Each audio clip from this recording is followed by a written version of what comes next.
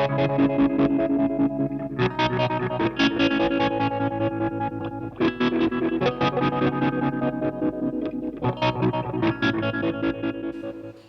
everyone, this is a build report for the Stomptown Electronics Penny Royale Chorus, which is a small clone which has a depth mod as well, and it fits into a 1590B.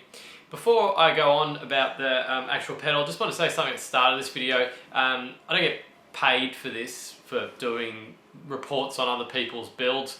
This one actually came about because John had a few, John from Stomptown Electronics had a few prototype boards left over, and he private messaged me and said, "Do you want one? I'll send you one. You know, you can have it for free, whatever."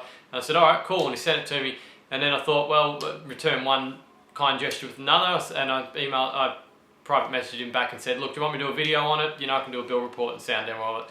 He said yes, so here it is. Yeah, so it's a small clone with a depth mod, and fits into a 1590B. And before I show you the inside of this pedal, I just want to say I've built a lot of pedals, as you'd imagine, and they're generally pretty neat. They're not like really neat, but they're usually, you know, they're usually pretty neat enough.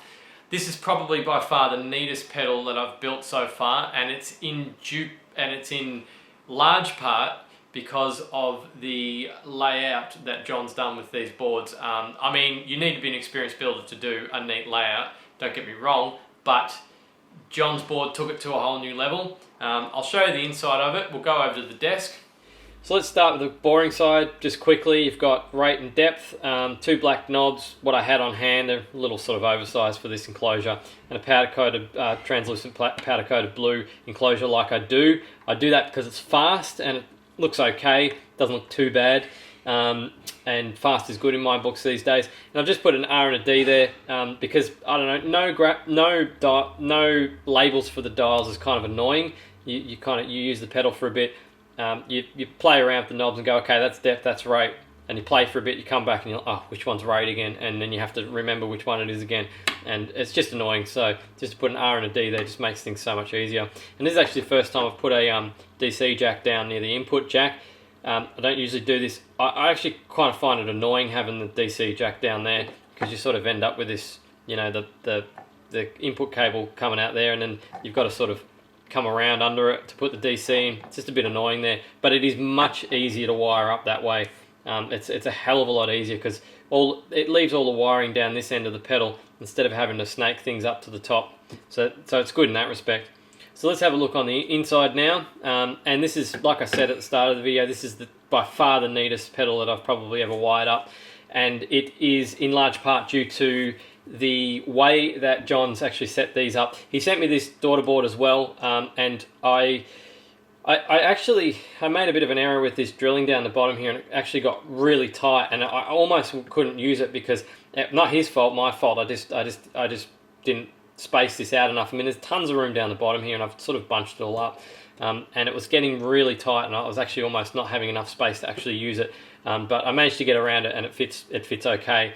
Yeah, I wanted to use it because that's how he had intended it to be, and I wanted to keep it true to how he intended the build to be. So you can buy them separately from his web store as well, which I should say is Stomptown Electronics. Just look up Stomptown Electronics and you'll see all his stuff on there, and his symbol down there on the website.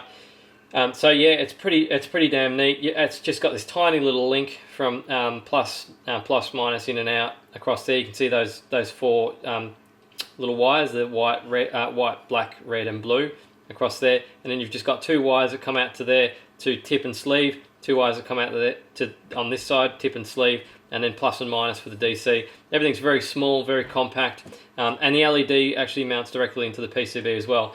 It's really I think there's a lot of 3-pole double throw boards around, and I think they've all got something going for them, and I think that John's is probably the neatest one that I've seen so far. It's very neat. Makes the build really neat and tidy.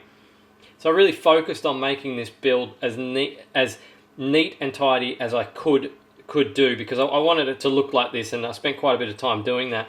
and I tried to get the soldering as neat as I can. These holes were quite big on the 3-pole double throw, so they were actually difficult to solder neatly. But if it wasn't quite a pain to get out, if you saw the back of this board, it looks like it's come out of a factory. I've done such a good job, if I don't mind saying so, on the soldering part. So you've just got this bias knob here too. You can just hear the chorus kicking in as you turn it. Sets the voltage for the MN 3007, yeah, you just set it to where there's you can get a little bit of distortion, so you just set it to where you get no distortion pretty much. And I've used a vertical, which is okay. I actually just mounted it back a little bit. I just cut the 2 back legs down smaller than the front leg, so it would tip back when I soldered it in. So you can still get in there pretty easily like that. I'm actually lucky I had a couple of these Lumberg jacks on hand, because it actually wouldn't have fit with open frame jacks. We're talking millimeter spacing down the bottom here. It was just getting so tight, it was ridiculous. Again, that wasn't his fault. I should have moved everything down. You can see there's tons of room up the end there, and it's all sort of squashed up, but not to matter because it all fitted in there anyway. And I've just used a compact resistor on the top there because they're very small, just so that they could just so I didn't have any issues putting the lid on. But it looks like there's loads of room there anyway.